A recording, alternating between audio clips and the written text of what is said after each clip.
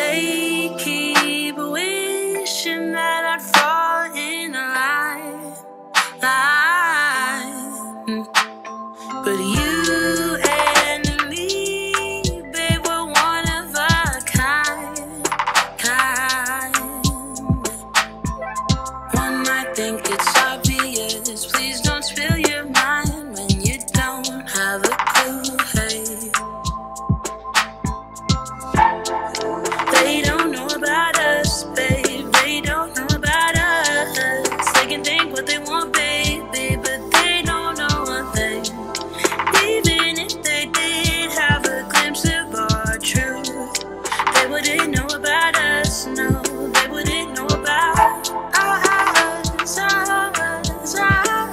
What's up, y'all? It's your girl, and I am back for another video. I am doing a quick sit-down video with you guys, just in regards to my whole moving process, how I did it, how do I always find nice houses for me and the kids. Everybody has been asking me this question a ton lately, and I just thought I would do a video about it.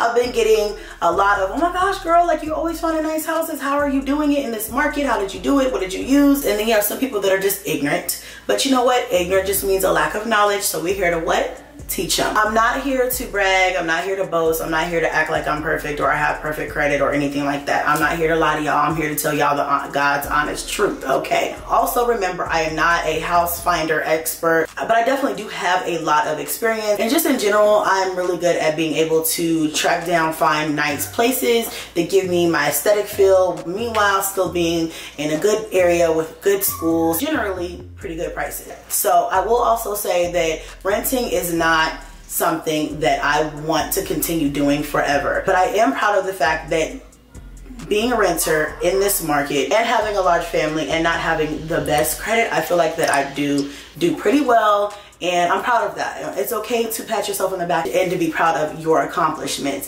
Social media and the world will make you feel like, oh, you don't own a house, you're not doing anything good, you're not supposed to brag about it, you're just a renter, it's not your house, you know, things like that. But actually, at the end of the day, it doesn't really matter. If you pay for it, it's yours. For the time that you're going to be there, you're going to take care of it like it's yours, you're going to treat it like it's yours, and so and you're going to pay for it, so therefore it's yours, okay? If you have a contract, it's yours. Treat it as such, and so be proud of your accomplishments. People will try to strip you from that, and I don't think it's fair, okay? I rent mostly just because of my credit, and I need to build it up a little bit stronger before I can get a house that's going to be a big enough size for me and my kids. And quite frankly, I would love to build a house from the ground up, so I'm working towards that. It's always important to have a goal in mind, and that's exactly what I'm doing. I did not always have a goal in mind. I just kind of grew up, got an apartment, and just have been renting ever since. But as I've gotten older, now I'm in my 30s, I really do appreciate the value of home ownership. And had I had this value a little bit earlier in life, I might have already owned a house, okay? But anyway, that's neither here nor there. I'm here now, and I'm trying to play catch up and get to where I need to be in life. I'm only 30, and yeah, so I have time. I'm gonna get there. I'm going to be a homeowner, and I claim that right now in front of you guys, okay? The things that I'm going to share with you in this video, I feel like will work generally with any market. Just take the tips and the tricks that I am giving you and just apply them to what works for you. You don't have to use all of them. Just take what you need and leave what you don't, okay? So like I said, I asked you guys on Instagram some things that you really wanted to know, and we will go over those in just a second. Originally, I'm from Colorado, and all of my rental experience was in Colorado up until a few years ago when I moved from Colorado to Las Vegas. That was my first big move, like my first move from anywhere, like basically from home.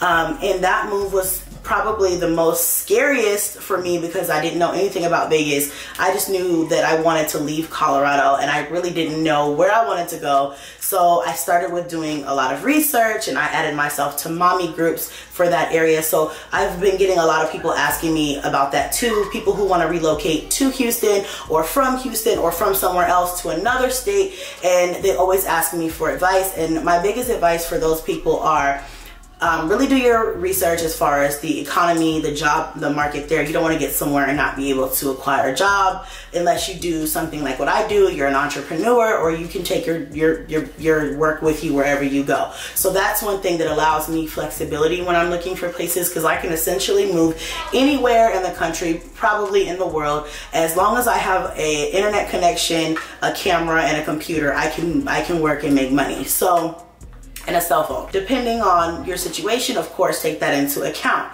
So that, as well as the schools and the neighborhoods, things like that. The thing that helped me the most when I was moving from Colorado to Las Vegas was adding myself to a Las Vegas mommies group. And every city has a mommies group. Houston has several, Cali, wherever you're moving, that state, I'm sure on Facebook you can find at least 2 to 3 mommy groups where families looking to relocate to the area and are just looking for information on the best areas or areas to stay away from and the best schools and things like that. And usually they are more than happy to help you. Okay, occasionally you will get the people who are like, oh my God, don't move here. I've been here all my life and I'm trying to leave.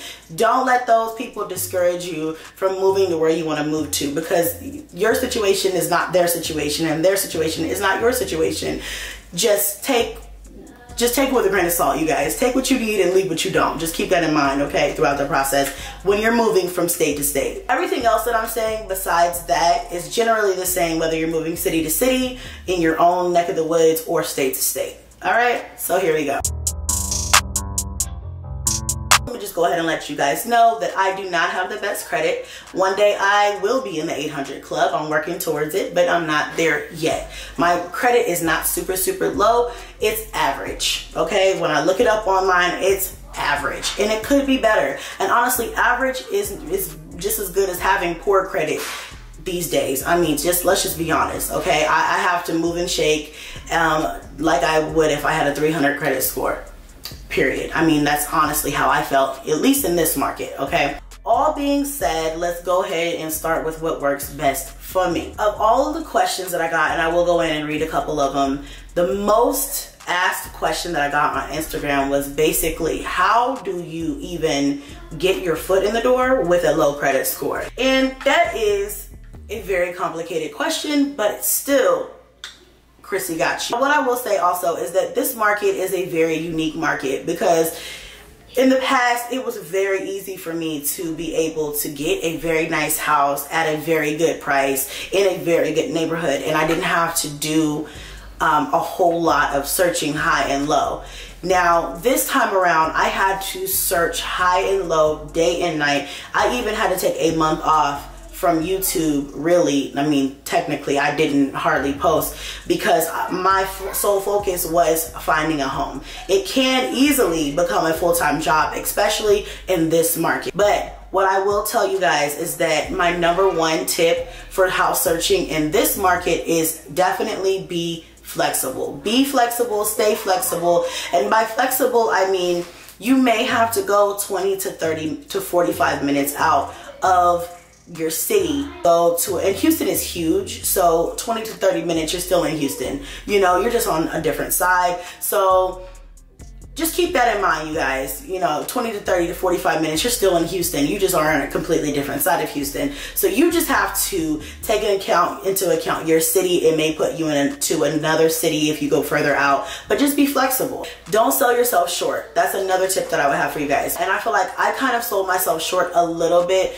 when I was searching this time around, because I kind of locked myself into the things that used to work for me. I wasn't really open to different types of search techniques or different types of things, which we'll get into in a minute, because they never worked for me before, and I was thinking, if it ain't broke, don't fix it. Go with what you know and do that, okay? So the #1 thing that I did personally when I started looking for housing this time was I cleared up all of the things that could possibly be a red flag to a renter. So anything that I had on my credit that I knew, okay, they're probably gonna, you know, look at that this way or look at that this way, I cleared it up, and I got a letter saying that it was paid for and taken care of, because those things take time to come off of your record, and sometimes you have to like go through processes to get them off, and it just takes a while. In a situation where you're trying to move like in 30 days or something, you may not have time to wait for that to just fall off your record. So I suggest, if you have an apartment or a house or something on your credit from whenever it was, or if you have like a debt that you think might be a red flag, definitely try to take care of that first. Get a letter stating that it was been taken care of, the date that it's been paid on, and things like that, so that you can say, hey, I have this letter showing boom, boom, boom, boom. That way it does offer them some type of security. People will judge you first off of your credit, okay? Honestly, before they even do anything else, they're looking at your credit. That's what I noticed, that they will look at your credit first, before even your rental history. Also be prepared to offer a couple months of rent in advance if you can. If you can, try to have a couple months of rent saved up, so you can say, hey, I am prepared. I have first month's rent, second month's rent, and I have a deposit ready to go now. In this market, although it is a seller's market, it is a renter's market, not a rentee market, money talks and bullshit walks. That always helps you, especially when you have a lower credit score. If you can say, hey, you know, this is my letter of, okay, I took care of these things. You can say, I'm still working on my actual credit score, but here's my letter saying that I cleared these things up. Here is the financial that I have to get in here. You also could get like a letter of recommendation from your current landlord, or you know, something like that, just showing that you've been paying your rent on time or whatever. Just try to help you get in the door. That's what I find really does help also, okay? So all in all, I feel like those are some of the things that you can use to help you get in the door when you have less than satisfactory credit. Because like I said, right now, because of the eviction moratorium and the whole thing with COVID and all of these things, really making owners afraid to rent to tenants. Before, they were not as apprehensive. I understand, because if I was an owner, I'd probably be scared too. They're just really, you know, it's making them, like I said, more apprehensive to rent to people. So you just have to come really with your shit together. And I always find that if you know you have something on your credit, don't try to act like they're not going to find out, because they will. And then also just be upfront with them and let them know. And I find that it saves everybody time. It saves you time, so you're not going to look at places that they're not going to approve you for because you have a less than great credit score, and it saves the owner or the real estate agent time, you know, in general. So I mean, and honestly, I wasn't really worried about their time because that's their job, but me, I didn't want to waste time looking at 50 different houses if they weren't really going to qualify me because my credit score wasn't a 650 or a 700. You see what I'm saying? So it's like, hey, will you accept this amount of a credit score? Okay, yes, you will. Great. Let me just tell you a little bit about me, my credit history, and what I'm working with. And then usually from there, they'll be like, oh no, you know, the credit score is too low, or yeah, maybe we can consider that. Reaching out about properties, I like to be upfront. Blunt is better. Then you skip all of the fluff. I don't like the fluff and all the smooching that comes with house hunting, because yes, that is a part of it. But you know, honestly, when you're trying to move, you really just don't, like me personally, I just don't have time to smooch with everybody. You know, I'm calling on multiple houses. I'm trying to really just lock something in. Even if I have 30 days or 40, even if I have, you know, weeks before I have to move, I don't want to spend all 30, 45 to 60 days searching like a dog on all of these websites for a house, and then spending gas and application fees going to these houses just to not get approved, or just to have somebody with a better application just stump on my head. I don't have time for that. Who does? Okay. With that being said, I like to get it out up front, and then you let me know what you want me to do. Like, can we go forward? Can it or not? I held myself back a little bit when I was searching for houses this time around. I only was looking for private owners. I always felt like a real estate agent was like a middleman that I just don't need. It was like, get out my way. I don't need you talking for me, because you're just all about numbers and everything like that. I need to talk to the person who's really making the decisions, because I need to be able to say, hey, my name is Chrissy. This is who I am. This is my credit history. This is my payment history. This is this. Will you be willing to work with me? I also have this and this and this. Or no. And then, you know, it's different when you work that way. When you're working with a real estate agent, they're kind of just, you're at their discretion. And I never usually liked that before. And I always used to feel like that was an automatic, like if you have a lower than 700, they weren't gonna mess with you. That's how I felt. So I didn't mess with them. And then you get to an area like Houston that you have like 90% of the houses here, 95% of the houses here are managed by either a company or they're being rented out through a real estate agent. It's just like the new wave. And so I was really getting frustrated with the fact that I couldn't find private owners, because I was like, there's like 3 private owners I'm finding, and I'm not, you know, I don't like half of them. And then, you know, it's like, this is what's going on. And so then I started to figure out that, you know, real estate agents, they want to get you in there too. Private owners are probably still my first bet. Like I love me a good private owner, but real estate agents are not bad. Don't throw them in the bag yet. Okay, I do like real estate agents. I've worked with some really good ones. The only ones that I don't like are the ones that try and make you their client. Like, oh, let me help you find a place. I can help you and I can send you a list of properties, blah, blah, blah, because they're gonna make commission off of you. So that's why they want you to be their client. And they want, you know, to send you properties. But honestly, honey, you don't need a real estate agent to find you a place unless you just don't have time to look, or you just don't want to look, or you have like perfect credit and you don't like really need any side conversations.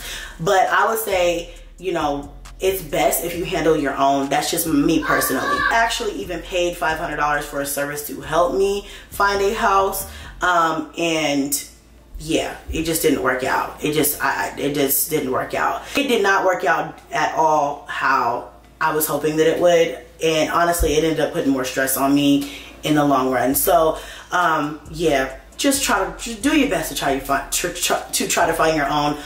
Or if you do enlist somebody to help you, like a house search service or a real estate agent, do your own side work also, because all of these listings that they're usually getting are from the same sites that everybody in the general public has access to. Real estate agents, they don't have any special listings or any like premier listings or any private listings. Everything's public. Everybody has access to it. You can get it by yourself. You don't need a real estate agent's secret code or whatever the hell to get it. You can find it yourself. It's all about, do you want to, do you have time to, and you know, those types of things. I'm gonna go in my Insta and I'm going to read some questions that you guys had, just in case I missed anything that you guys wanted to know. Red flags we should look for when looking for a rental. Actually, my general rule of thumb is if it doesn't feel right or if it doesn't seem right, it ain't right.